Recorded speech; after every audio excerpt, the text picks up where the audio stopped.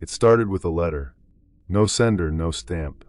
Just a neatly folded envelope slid beneath my apartment door. On the front, written in black ink, "To the one who sees shadows." Inside was a single sentence.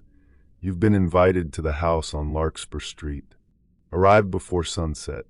Come alone." Beneath that, a map drawn by hand, faintly smudged as if someone had wept while making it. I should have thrown it away, but the handwriting matched my mother's, who's been dead for 6 years. I sat with it in my hands for a long time. The shadows in the corners of my apartment seemed to twitch with anticipation. Larkspur Street wasn't on any GPS, but something told me where to go. Not a voice, not a feeling, just knowing, like the house wanted me to find it. I packed nothing, just my keys and a pocket knife. I didn't tell anyone where I was going. I left my phone at home and locked the door behind me like it might be the last time. The neighborhood was wrong. Trees grew too close to the sidewalks, leaning toward the road like eavesdroppers. Every house was empty, every window watching me. Then I saw it. The house. No number.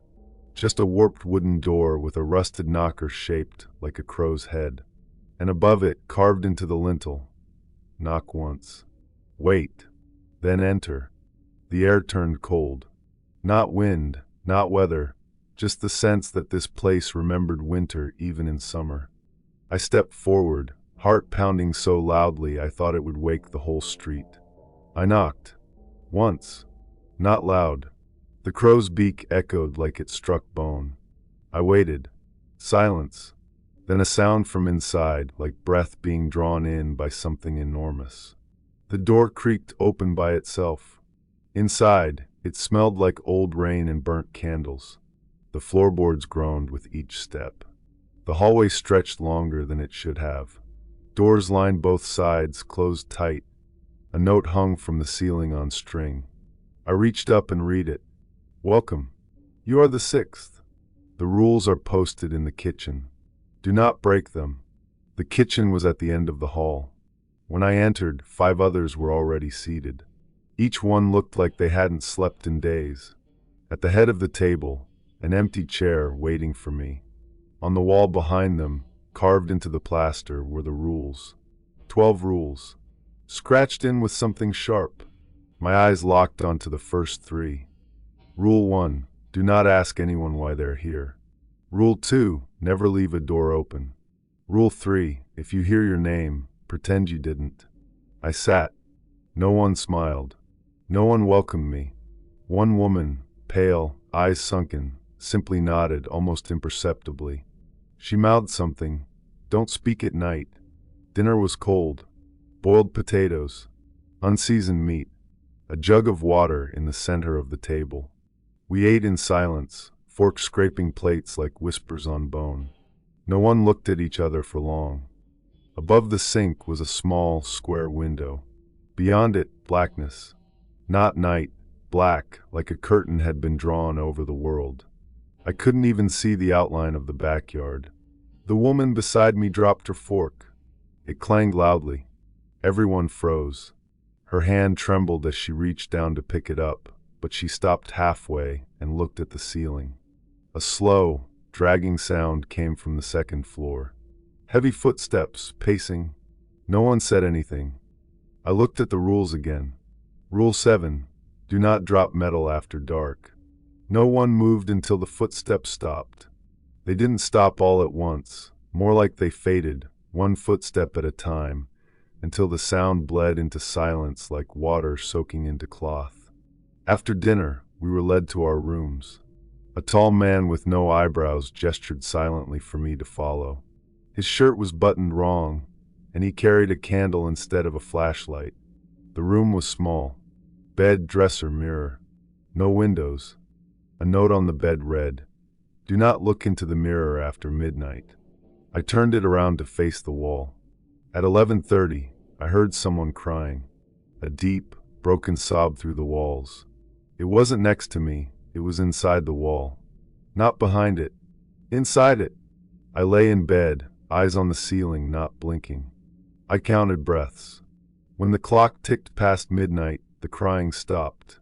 In its place, a scratching sound, like something trying to remember how to crawl. At some point, I must have slept. I woke to a knock at my door. 3 knocks. Precise. Not frantic. Not soft. Rule 9. If someone knocks 3 times, do not answer. They are not knocking for you. The air was colder. My breath showed. The door handle twitched once, like someone outside was gently testing it. Then it stopped. Silence. Morning light never came. The lamps flickered on at 7 o'clock exactly, even though there were no switches. Breakfast was the same as dinner. No one spoke of the night. A boy no older than 16 sat where the pale woman used to be. Her chair was empty the night before. His hands were bandaged. He wouldn't look anyone in the eye. I asked where she went. No one answered. The man with no eyebrows turned and looked at me like I'd torn a page out of a sacred book.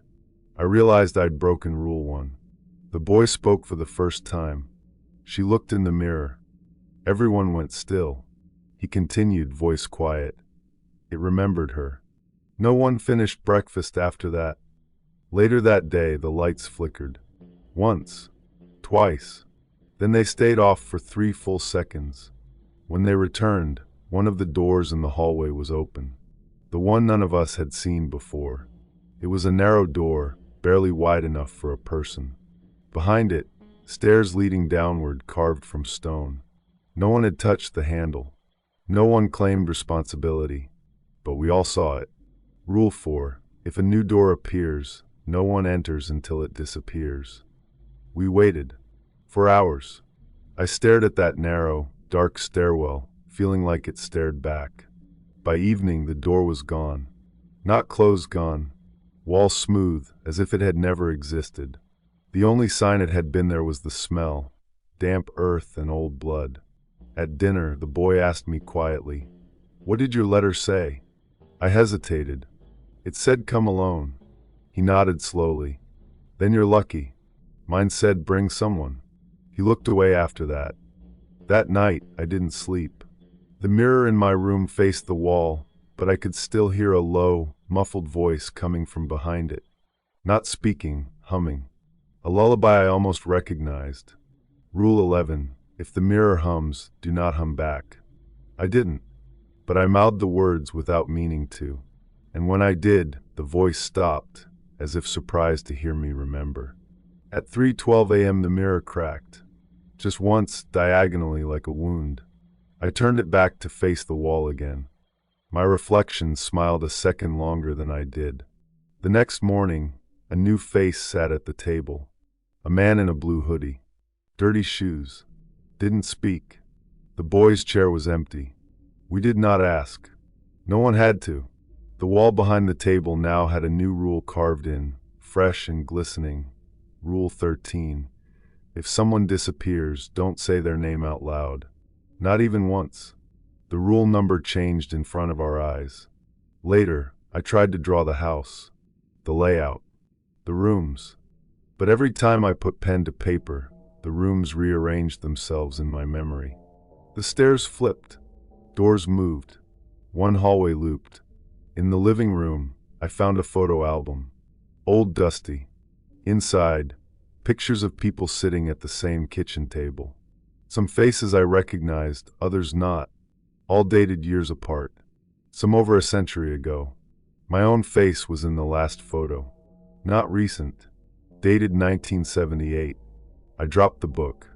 When I picked it back up, the page was blank. That night, I didn't close my door. I wanted to see what would happen. Just a crack, half an inch. Enough to break Rule 2. At exactly 2 a.m. something walked past. Not footsteps, just pressure like gravity bending. The door pushed inward slightly, then slowly pulled itself shut. A whisper followed, almost. The next morning, no one mentioned the door. But the others glanced at me differently. Not with fear, recognition. Like I'd joined a club none of us wanted to be part of. The man in the hoodie spoke for the first time. "You heard it, didn't you?" His voice was rough, distant. "When it gets that close, It starts using your memories. I asked what he meant. He stared down at his plate. One day, it'll sound like someone you love. That's when it gets dangerous. He didn't eat anything after that. I wandered the hall after breakfast. One of the doors, previously locked, stood open. No note. No sound. Inside, only a table with a tape recorder and a pair of headphones. The tape was already playing. Just static. But under it, I heard something else. A whispering voice, my name, repeated slow, as if savoring the syllables. I pulled off the headphones. I hadn't hit stop, but the recording ended the moment I moved. The tape clicked and ejected itself. On the back of the recorder was a piece of tape with the words, "Don't listen to the whole message. If you do, you stay." I didn't know what stay meant, but I didn't want to find out. That night, the power went out for real. No lamps, no flicker, just thick, velvety blackness. The house exhaled in the dark, like it had been holding its breath all along. I reached for the candle beside my bed. It lit on its own. A small flame, blue, not orange.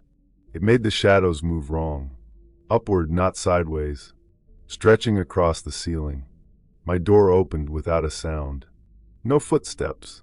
Just the slow swing of wood and hinges. In the hallway stood a girl. About 10. Hair dripping wet. Eyes pure white. She held a folded piece of paper. Reached out her hand. I didn't move. The flame flickered violently, and the shadows hissed like steam. She dropped the paper and vanished. I waited, counted to 100, then 200. Picked up the note. Just 3 words written in red ink. "You are next." I didn't sleep. The candle never went out. But by morning, it had melted straight through the table, leaving no wax behind.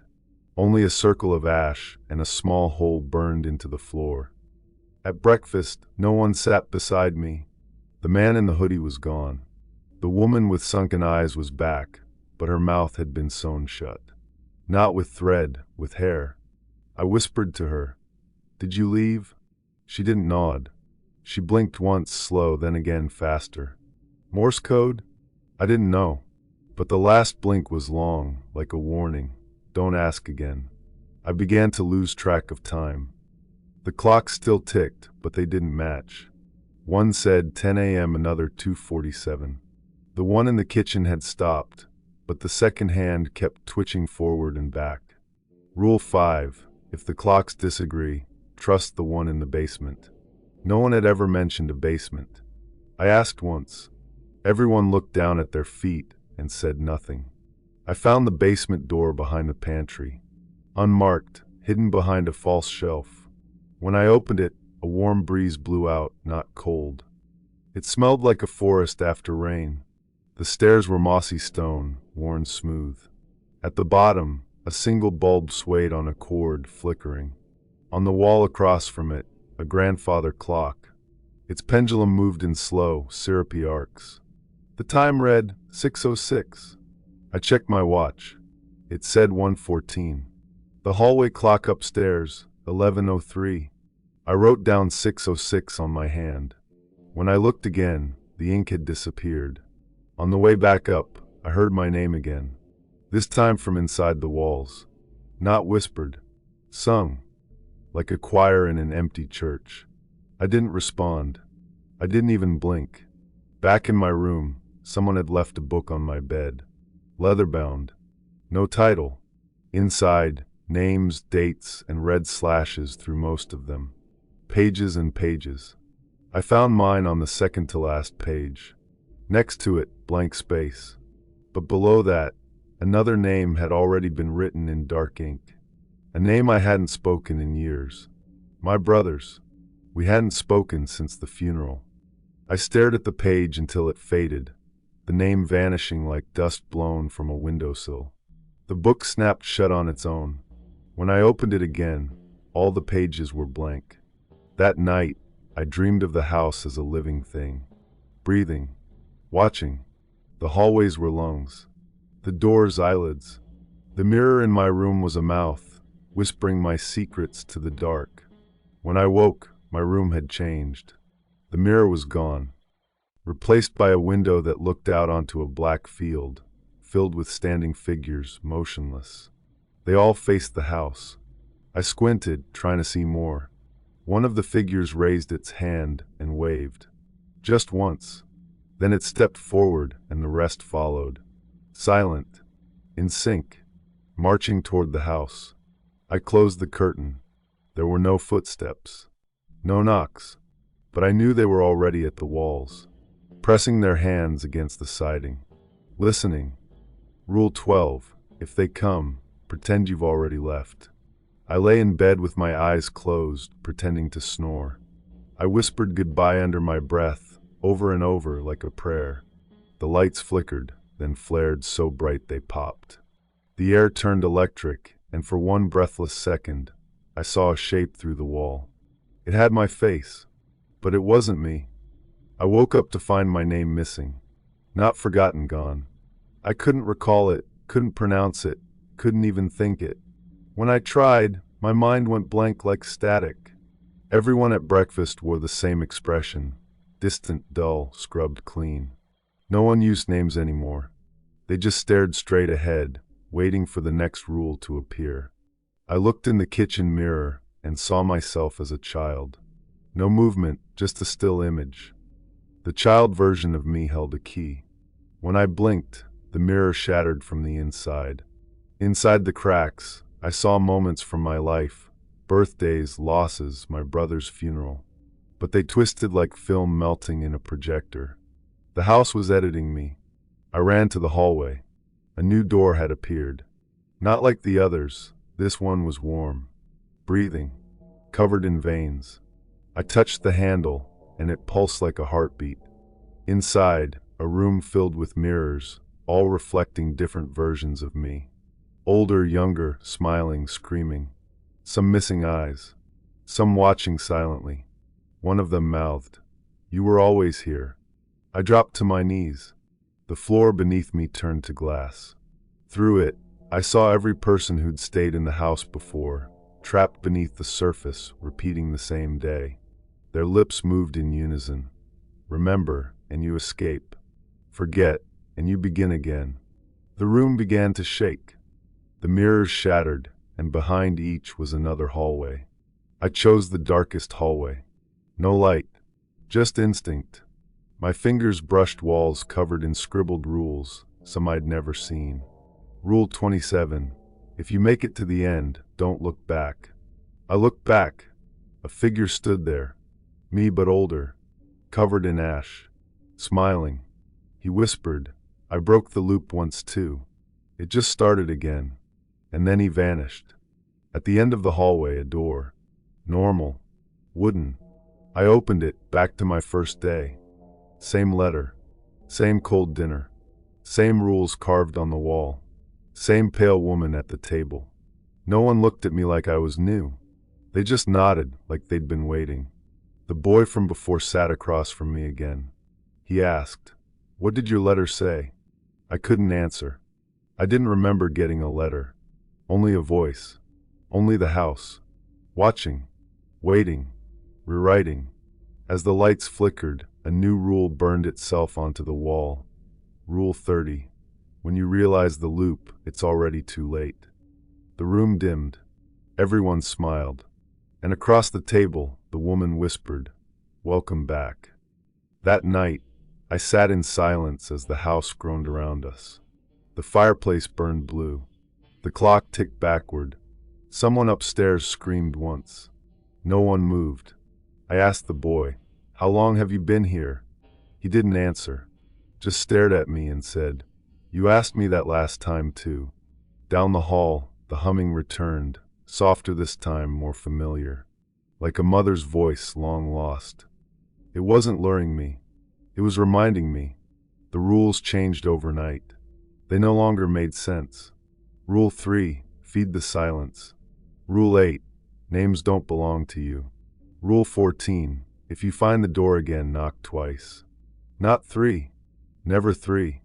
In my notebook, I found words I didn't remember writing. Drawings I never drew. One looked like a map, spirals, traps, loops. At the center, one word, seed. I asked the mirror what it meant. It answered with my voice, but twisted, older, deeper, unhinged.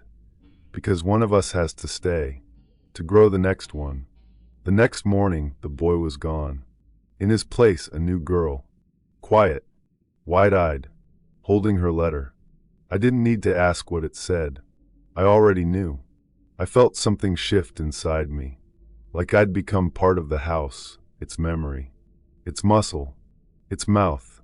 The others looked at me with calm expectation. I sat at the head of the table. The candle in front of me flickered. Everyone waited for me to speak. My lips moved without thinking. Let's go over the rules. In the distance, a knock. Twice. Not three. The door creaked open, and a shadow stepped inside, fresh, lost, unaware. The cycle spun again.